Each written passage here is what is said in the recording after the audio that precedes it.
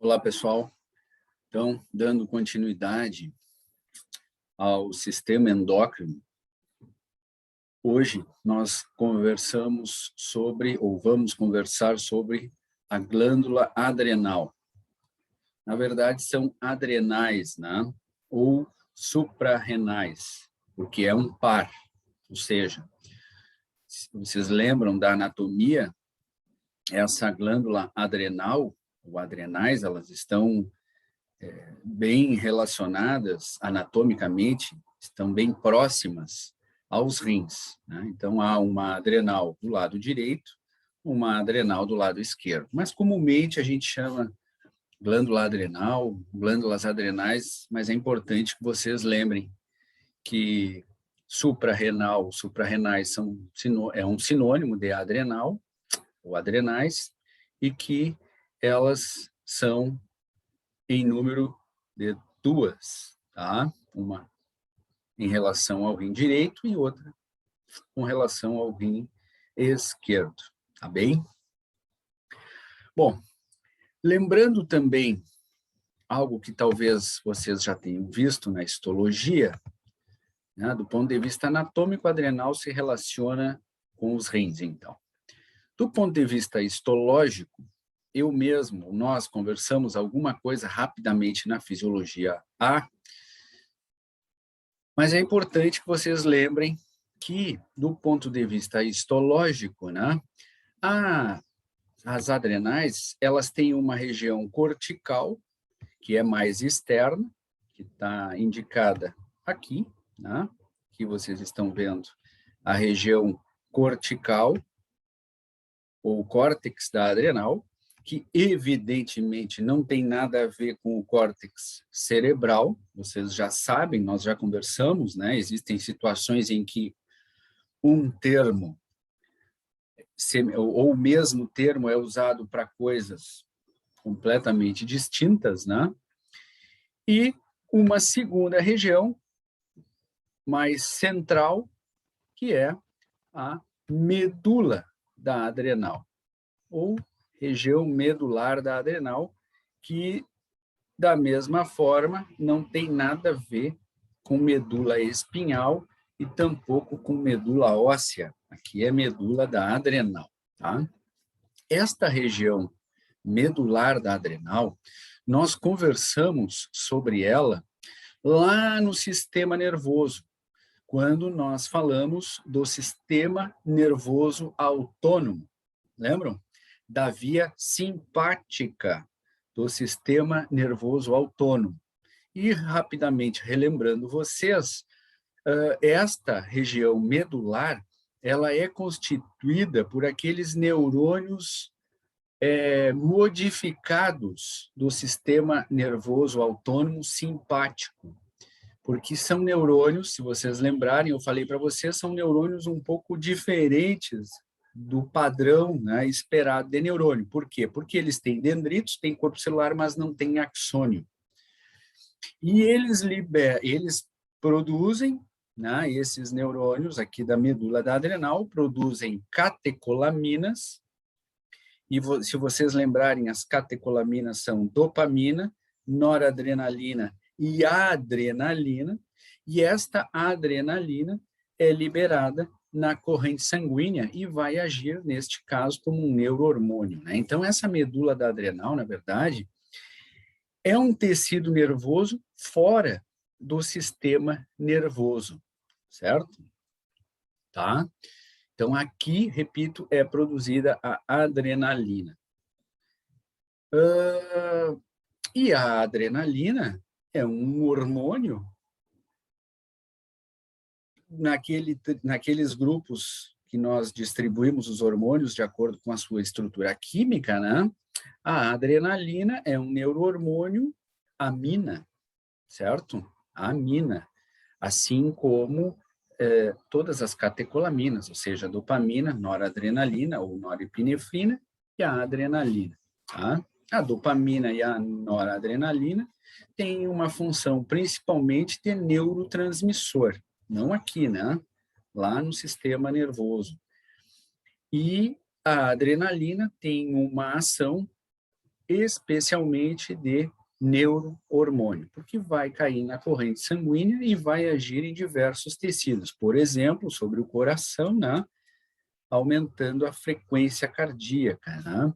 E é um hormônio, é uma mina de meia-vida muito curta, em torno de 1 minuto, né? Por isso que a gente leva um susto, tem aquela reação, né? O coração parece que vem aqui na boca, a gente às vezes fica com a musculatura enrijecida, pronta para uma reação rápida, porque houve uma descarga de adrenalina, certo? Bom, mas como nós já falamos da adrenalina, que, né, mimetiza ou representa uma ação do sistema nervoso autônomo via simpática, nós hoje vamos nos concentrar na região cortical da adrenal.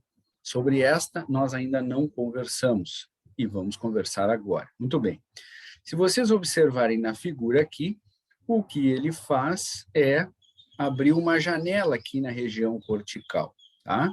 E aí ele dá um zoom, que vocês estão vendo representados nesta figura aí à direita, canto inferior aqui, né? Que ele chamou aqui de figura C. Pois bem, a figura C aqui é um recorte, então, do córtex da adrenal com um zoom. E aí vocês estão vendo, talvez tenham visto na histologia, um corte histológico da região cortical. Aqui nesse corte histológico, a gente consegue, com um pouco de boa vontade, vocês conseguem ver aqui uma diferença histológica, né, de células, em que vocês, aqui está representada um pedacinho da região medular, acima desta linha preta, e abaixo está representada, ou está demonstrado aqui, o córtex da adrenal. Então, vamos nos concentrar no córtex, como eu havia dito antes. Muito bem. Quando a gente pensa no córtex da adrenal, do ponto de vista histológico, existem 3 grandes grupos de células aqui, tá? Na zona reticular, que é aquela que está em contato com a medula ali, predomina um tipo de célula aqui nesta região, nesta zona reticular da adrenal, que produz ou sintetiza hormônios sexuais, tá? Hormônios esteroides sexuais. Quando vocês ouvirem falar em hormônios esteroides sexuais, lembrem de 3 hormônios: progesterona, estrógeno e testosterona, tá? Progesterona, estrógenos e testosterona. Normalmente, a testosterona é associada, né, é um andrógeno, é um hormônio associado ao homem, porque ele é produzido em muito maior quantidade no homem. É um andrógeno, andro sempre associa a homem, né? Tá? A progesterona e os estrógenos, por sua vez, estão mais associados à mulher, porque são produzidos em maior quantidade pela mulher, tá? E um detalhe aqui, a gente vai voltar a falar desses hormônios esteroides sexuais com mais detalhe lá na fisiologia do sistema reprodutivo, tá? Mas eu já vou chamar a atenção de vocês. A gente usa muito o termo estrógeno, tá? Os estrógenos e tal. A gente, às vezes, de forma desavisada, acha que estrógeno é um hormônio só, mas não. O estrógeno é um termo que a gente usa muito, tá? Se vocês pegarem bula, por exemplo, de pílulas anticoncepcionais, vai constar lá a presença, né, de estrógenos, né, claro, sintéticos, né, feito em laboratório, mas tem lá a progestágeno, que é uma progesterona feita em laboratório, né, sintética, e tem lá os estrógenos, que são estrógenos, né? Mas estrógeno, na verdade, é um termo que engloba 3 tipos de hormônios que são considerados estrógenos: estrona, estriol e estradiol, tá? Estrona, estriol e estradiol. Normalmente, em humanos, quando a gente se refere a estrógeno, a gente está se referindo especialmente a um desses estrógenos, que é o estradiol, tá? Muito bem. Mas agora não nos interessam os hormônios esteroides sexuais, que são, naquele grupo, naquela classificação que nós fizemos, né? Esteroides. Então, a progesterona, os estrógenos e a testosterona são hormônios esteroides, ou seja, são derivados da molécula de colesterol, certo? Fechamos o parênteses e deixamos para esse assunto, para voltar nele, lá na fisiologia do sistema reprodutivo. Na segunda região, aqui, deixa eu pegar outra cor, na segunda região, esta mais central, chamada de zona fasciculada, predomina um outro tipo de célula. E estas células que predominam nesta região produzem os chamados glicocorticoides. E o glicocorticoide mais conhecido, mais falado, é o cortisol. Tá? Então, o cortisol é produzido aqui por estas células da zona fasciculada das adrenais. E quem controla a síntese e a secreção do cortisol, se vocês lembrarem da nossa conversa sobre o eixo hipotálamo-hipófise adrenal, vocês vão lembrar que é um hormônio produzido lá na... Puxa vida, perdão. Lá na adenohipófise, que é... Deixa eu pegar a minha caneta aqui de novo. Puxa vida.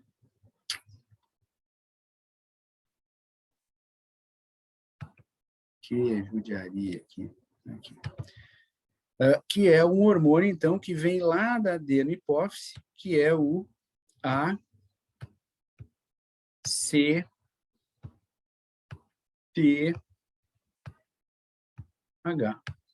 Né? O hormônio adenocorticotrópico. Este hormônio, o ACTH, é produzido na adenohipófise e vai chegar lá na região fasciculada, ou zona fasciculada das adrenais, e vai estimular a síntese do cortisol. E este ACTH, por sua vez, tem a sua síntese e a sua secreção controlada por um neurohormônio hipotalâmico, que é o CRH, que é o hormônio corticotrófico, certo? Este é o neurohormônio hipotalâmico. Então, quando o hipotálamo libera CRH, o CRH vai na adenohipófise, certo? Estimula a síntese e a secreção de ACTH, e o ACTH cai na corrente sanguínea e vai agir lá nas adrenais, estimulando a síntese do cortisol, tá bem? Então, aqui está estabelecido o eixo hipotálamo, hipófise, adrenal, tá bem? Certo, pessoal? E a gente vai falar hoje um pouco mais detalhadamente do cortisol, que também é um hormônio esteroide, também é produzido a partir da molécula de colesterol, tá? E só para encerrarmos a figura aqui, deixa eu pegar outra cor, existe mais externamente aqui no córtex da adrenal a zona glomerulosa, que vocês estão vendo já logo abaixo da cápsula, né? Cápsula, aquela parte, aquela camada que reveste o órgão, né? Certo? E aqui na zona glomerulosa são produzidos hormônios chamados de mineralcorticoides. E o mineralcorticoide mais interessante para nós chama-se aldosterona. A aldosterona também é um hormônio esteroide, é produzido na zona glomerulosa, por estas células que predominam aí na zona glomerulosa, e a aldosterona vai agir lá nos néfrons. lá na unidade funcional dos rins, certo? Então, nós vamos voltar a falar, eu vou mostrar para vocês a função da aldosterona quando nós estivermos conversando sobre a fisiologia do sistema urinário. Aí vocês vão ver a aldosterona agindo lá nos néfros, certo? Muito bem. Paramos por aqui, então, e vamos agora... paramos por aqui, não, né? Dito isto sobre os hormônios produzidos aqui no córtex das adrenais, a gente vai focar agora em um deles, que é o cortisol. Tá? Então, agora a gente vai falar mais especificamente sobre o cortisol. Deixa eu passar a próxima. Aqui, ó. Este quadro que vocês estão vendo aí, ele traz algumas informações sobre o cortisol, tá? Então, agora nós estamos falando sobre o cortisol. Este quadro se refere ao cortisol, que vocês já sabem, é produzido no córtex da adrenal. Tem algumas informações nesse quadro que são autoexplicativas, né? Então, eu não vou repetir, certo? Vocês já entenderam. Então, esse cortisol, a origem dele é o córtex da adrenal. Vocês também já sabem que ele é um hormônio esteroide. E, obviamente, se ele é um hormônio esteroide, ele é derivado da molécula de colesterol, certo? Por ser um hormônio esteroide, ele é hidrofóbico, ou seja, tem baixa afinidade com água. E, por isso, ele precisa se ligar a uma globulina para poder circular na corrente sanguínea. No sangue, o que mais temos é água, né? Então, toda substância que é hidrofóbica tem dificuldade em circular livremente no sangue, porque no sangue tem muita água. Então, é necessário que esta molécula de cortisol seja envolvido por uma globulina, que é uma proteína plasmática, né? Existem diferentes tipos de globulinas. Elas são sintetizadas no fígado, tá? A principal, não a principal, eu uso muito esse termo principal, mas no corpo humano é difícil a gente ter algo fisiológico que não seja importante. Então, se é importante, nem sempre é o principal, né?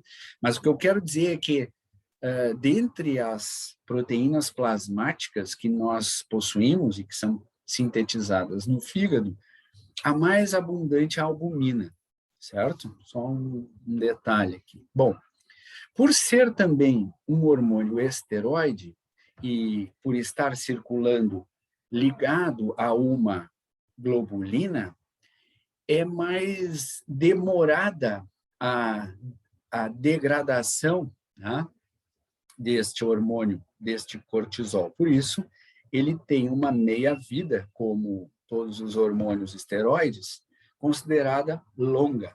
Então, em torno de 1 hora a 1 hora e meia. Se vocês lembrarem, a meia-vida dos hormônios proteicos, por exemplo, é muito curta, né?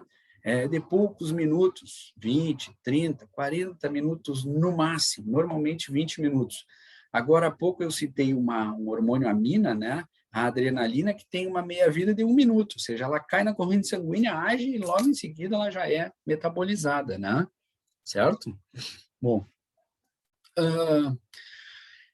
este cortisol, assim como o hormônio do crescimento, lembra que foi o nosso último assunto no endócrino, obedece ao ritmo circadiano.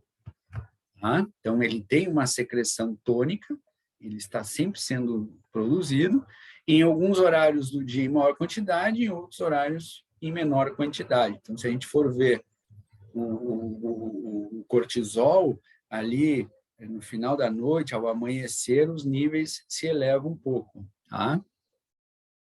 Que mais? Isso aqui é importante, pessoal. Eu vou até mudar a cor aqui. Ó. Provavelmente, vocês já ouviram dizer que o cortisol é o hormônio do estresse, tá?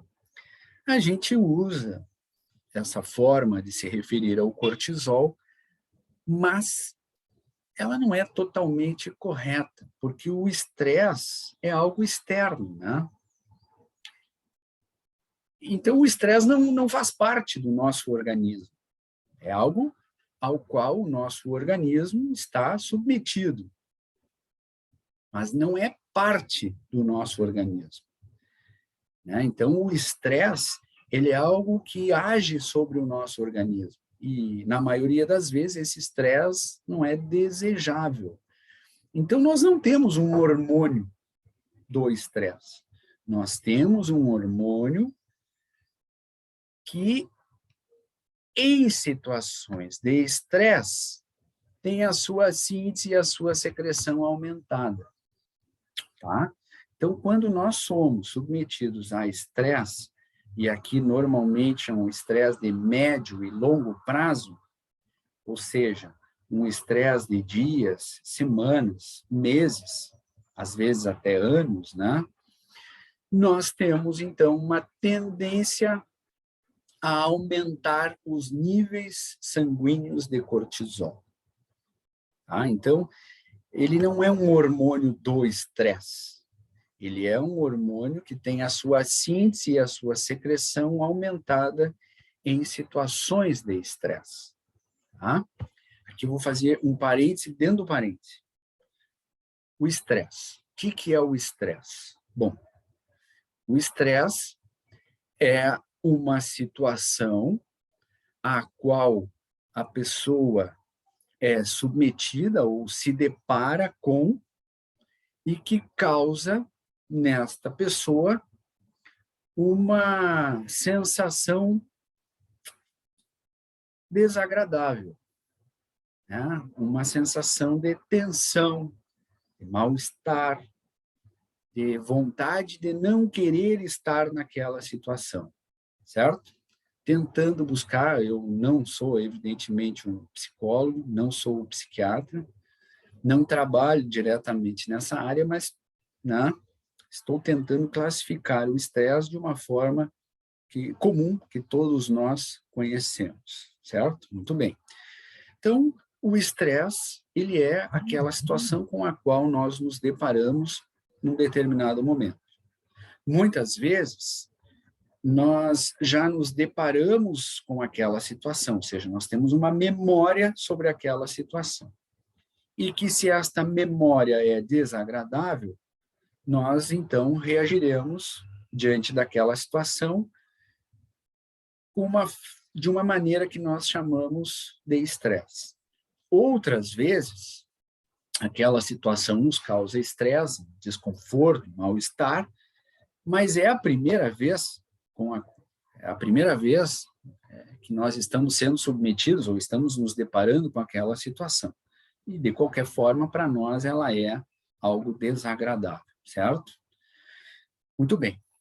Então, se é a primeira vez, se é a primeira experiência, a gente vai armazenar na memória, e se da próxima vez nós nos depararmos com a mesma situação, nós teremos aí diferenças de reações entre indivíduos diante de uma mesma situação, certo? E vai depender muito da forma como o indivíduo reage diante daquela situação. Então, algo que me causou muito estresse na primeira vez, talvez me cause menos estresse na segunda vez que eu me deparar com aquela situação. Talvez na terceira vez, menos ainda. E talvez na quarta oportunidade em que eu me deparar com aquela situação, eu já sou experiente naquele assunto, já me deparei outras vezes, já sei o que passou comigo, eu vou me preparar e da quarta vez aquilo não vai me estressar. Em outras situações, a primeira vez houve estresse, na segunda mais ainda, na terceira mais ainda, na quarta mais ainda, porque eu até agora não aprendi a lidar com aquela situação e aquilo está causando cada vez mais estresse. Então, o estresse é algo que é muito variável entre indivíduos e, evidentemente, cada pessoa reage de uma maneira diferente em situações de estresse diante da mesma experiência, repetidas vezes, tá? Bom, fechamos o parênteses aqui sobre estresse, porque voltamos ao nosso assunto principal, que é, então, em situações de estresse, há uma tendência, de acordo com todas essas variações que nós conversamos há pouco, de forma resumida, nos níveis circulantes de cortisol, tá? Por que eu faço questão de chamar a atenção de vocês e dizer que o cortisol não é o hormônio do estresse? Porque assim como o colesterol, né, que tem a fama de vilão, o colesterol é mau, é horrível, né, tem que zerar o colesterol no corpo. Não, vocês já sabem que não é assim. O colesterol é fundamental para a nossa vida porque ele é vital para a síntese de alguns hormônios, dentre eles o cortisol. Vocês já sabem que o cortisol é vital para a constituição de membrana plasmática. E sem membrana plasmática, as nossas células vão para o espaço. E a vida é incompatível com isso. Ou seja, cortisol é importante, o colesterol é importante. O problema é o tipo, é a quantidade, etc, etc. Tá? O cortisol da mesma forma. Todo mundo diz, o cortisol é o hormônio do estresse, então é ruim. Não, se zerar cortisol no corpo, a gente morre. Porque o cortisol é vital para nós. Por quê? Porque ele é um hormônio que age no metabolismo geral, certo? O cortisol, então, ele age na maioria dos nossos tecidos. Então, um hormônio que age na maioria dos nossos tecidos não pode ser ruim para nós. Ele é vital, né? Ele estimula a síntese de proteínas, né? Ele age na transcrição, que vocês já sabem, é a formação do RNA mensageiro a partir do DNA, de uma parte do DNA, de alguns genes, né? Ele age na tradução, que é feita lá nos ribossomos, que é a leitura do RNA mensageiro e a organização dos aminoácidos, né, para formar a proteína X lá, qualquer proteína, né? Então, ele é importante no metabolismo celular. O cortisol ele é fundamental no metabolismo das nossas células. Ele estimula o metabolismo celular. Tá? Assim como também faz o hormônio do crescimento. Então, o cortisol ele não é um vilão, ele é vital para nós. O problema é quando ele se mantém elevado na corrente sanguínea por períodos longos. Semanas, meses, às vezes anos. Aí é o problema. Aí é que todo mundo fala do estresse. Né? O estresse crônico, digamos assim, por um período longo, ele pode causar vários problemas de saúde. Aí o cortisol é um problema, mas só nessas situações, entendem? Porque, só para a gente não perder muito o fio da meada, né, seguir mais ou menos a ordem, depois eu volto a falar, o cortisol, então, por ser um hormônio esteroide, ele entra na célula-alvo e ele vai encontrar os seus receptores lá no meio intracelular, principalmente no citoplasma da célula-alvo, tá? E lá dentro da célula-alvo, né, ele age, vocês já sabem, na maioria das nossas células, lá ele vai aumentar, então, estimular o metabolismo das nossas células, especialmente estimulando a síntese proteica. Mas como ele aumenta o metabolismo celular, ele precisa dar combustível para essa célula. Então, o cortisol ele tem um efeito gliconeogênese, ele estimula a gliconeogênese, né? Que é a síntese de glicose a partir de outras fontes, aminoácido, né? Ele também, para oferecer combustível, né, para esta célula, ele quebra glicogênio armazenado no músculo, principalmente, né, que é a glicogenólise, vocês lembram da bioquímica. Ele aumenta o catabolismo proteico, então, ele, em determinadas situações, aqui é meio paradoxal, né, ele estimula o metabolismo celular, ele estimula a síntese de proteínas, mas em determinadas situações, após a quebra do glicogênio armazenado, se ele ainda se mantiver em altas concentrações, ele vai fazer gliconeogênese. Para fazer gliconeogênese, ele precisa catabolizar proteína, ou seja, para ter aminoácido e produzir glicose. Então, em determinadas situações, ele estimula o catabolismo de proteínas, né? Isso tem a ver, por exemplo, com a perda de massa magra, né, de músculo, em indivíduos que estão submetidos a um estresse prolongado, né? Certo? Porque, por exemplo, numa reeducação alimentar, tu não quer perder massa magra, pelo contrário, né? Tu quer ganhar massa magra, certo?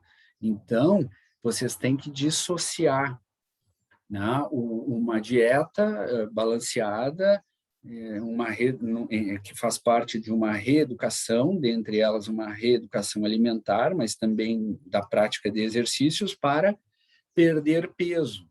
Né? A gente vai perder peso buscando perder massa gorda e ganhar massa magra, certo? Então, mas tu não quer perder músculo. Então, tu só vai ter perda de massa magra, de proteína, em situações que o indivíduo, pelos níveis de cortisol, em situações que o indivíduo está estressado, né? Porque o cortisol está elevado por muito tempo, tá? E uma consequência, talvez, de novo, né?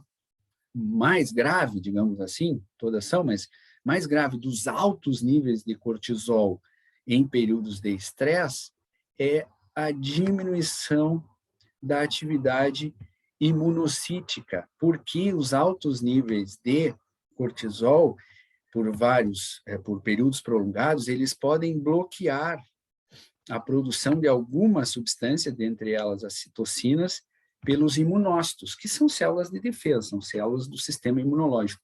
Com isso, há uma diminuição da atividade dessas células do sistema imunológico. E há aqui, né, o que eu estou sublinhando, o que eu estou circulando ali, diminuição na atividade imunocítica é diminuição da capacidade das nossas células de defesa de agirem contra os invasores, ou seja, há uma diminuição das nossas defesas, certo? E aí nós ficamos mais susceptíveis ao desenvolvimento de algumas enfermidades, né? Vocês sabem que as células do nosso sistema imunológico, elas estão constantemente escaneando o nosso corpo. Qualquer célula, qualquer célula alterada, qualquer agente invasor, eles vão tentar combater e destruir. Se nós estamos, por períodos prolongados, com essa capacidade de escanear diminuída, pode ser que haja alteração de algumas células. Como não há o combate dessas células alteradas, essas células se proliferam, né, de forma e vão formando um tecido alterado. E vai se formando ali, né, um tecido que não é o fisiológico, que comumente a gente chama de tumor, né? Bom, aí existem diferentes tipos de câncer e etc. Tá? E olha, eu vou dizer para vocês, estas células do sistema imunológico, elas destroem diariamente milhares de células alteradas no nosso corpo. Milhares. Tá? Que as nossas células estão em constante reprodução, né? Proliferação. E, obviamente, é como uma fábrica, né? Como uma fábrica sei lá, de sapato, ou de tênis, enfim. Tem os outlet aqueles, né? Eventualmente sai uma costura errada, sai um probleminha na sola, sai um probleminha no cordão, etc. O nosso corpo é assim, eventualmente as células se proliferam, há uma produção de alguma célula alterada, mas imediatamente ela é combatida para que ela não dê origem a outras células alteradas também, certo? Então, por isso que é tão importante, pessoal, a gente aprender a evitar o estresse. Às vezes a gente não consegue evitar aquela situação que nos causa estresse.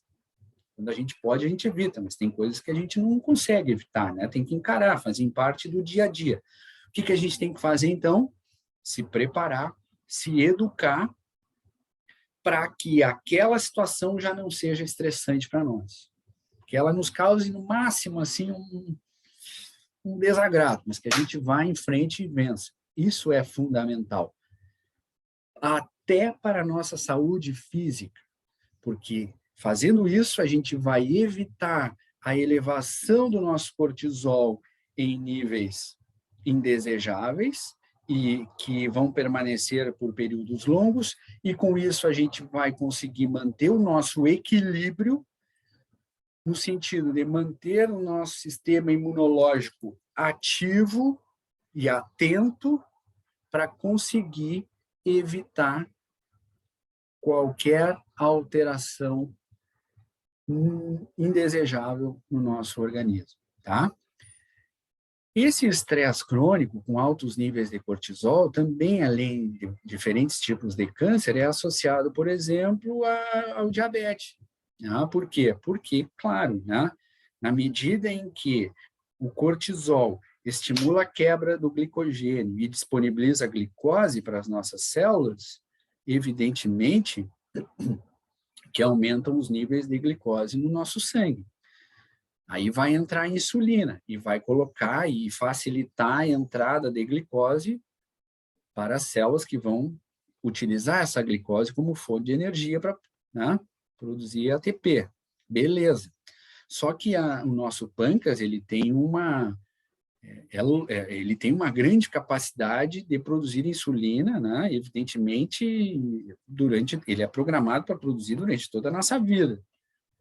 Mas, eventualmente, em determinadas situações, que às vezes perduram anos de estresse, o nosso pâncreas produzindo muita insulina, porque a nossa glicose está sempre elevada, nossa glicemia, né? Nossa glicose no sangue está sempre elevada, o pâncreas sempre produzindo insulina, daqui a pouco o pâncreas começa a cansar e começa a produzir menos insulina. E na medida em que o pâncreas começa a produzir menos insulina do que é o necessário, essa glicose, essa glicemia, ela começa de forma constante a ficar elevada na corrente sanguínea. Bom, aí está instalado o diabetes, né? Normalmente é adquirido. Agora, existem diferentes formas já de classificar o diabetes, mas é o reconhecido diabetes tipo 2, né? Que é o que se desenvolve já normalmente na fase adulta, após os 18, 20 anos de idade, tá? E então tem muito caso de estresse associado ao desenvolvimento do diabetes, né? Então vejam que, só para resumir, nós já passamos do nosso tempo aqui. Vejam que, resumindo, o cortisol é um hormônio esteroide vital para nós, fundamental para o estímulo do metabolismo celular. Mas, como ele é aumentado em situações de estresse, aquelas situações que causam estresse crônico vão causar uma elevação, digamos assim, longa dos níveis de cortisol na corrente sanguínea. E isso pode acarretar deficiência imunológica, ou baixa na nossa atividade imunológica, né? Ser um imunossupressor, e com isso termos a instalação de algumas enfermidades, como, por exemplo, o diabetes, o desenvolvimento de alguns tipos de câncer, etc. Tá bem? Então, essa é a história sobre o cortisol. A última informação, para quem se interessa, sobre a microbiota, né, intestinal. A microbiota intestinal, de alguns anos para cá, ela é um universo. E já existe associação de alteração da microbiota com estímulo desse RH, o aumento desse RH, consequentemente aumento de ACTH e, consequentemente, aumento de cortisol de forma crônica, e aí o desenvolvimento desses problemas que nós acabamos de conversar a partir da diminuição da atividade imunológica, tá bem? Chegamos quase aqui aos 40 minutos, ficamos por aqui hoje, um abraço e até o próximo. Eu falei muita coisa, deixei algumas dúvidas aí para que vocês estudem, tá? Quem se interessa por esse assunto vai dar uma pesquisada. Após, se permanecerem as dúvidas, me perguntem. Deixa eu fechar aqui. Tchau, tchau.